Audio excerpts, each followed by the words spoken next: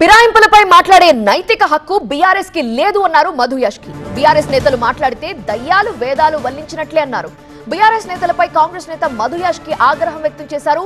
Party పేరులోనే తెలంగాణ పదాన్ని తీసేసిన ద్రోహులు మీరు అన్నారు. తెలంగాణ వాదంపై మాట్లాడే హక్కు బీఆర్ఎస్ వాళ్లకు ఎక్కడిది అన్నారు మధు యాష్కి. కేసీఆర్ కేటీఆర్లు మాట్లాడితే దయ్యాలు వేదాలు వెల్లించినట్టుంటుంది. మీరు పార్టీ ఫిరాయింపుల మీద మాట్లాడడానికి కనీస నైతికత మీకు లేదు. ఇద్దరికి తండ్రి కొడుకులకు బీఆర్ఎస్ పార్టీ అంటే 2 బేటా బాప్ Harish and Kavitha 2 BHK party మీది. కుటుంబం యొక్క లబ్ధే మీకు ప్రాముఖ్యత.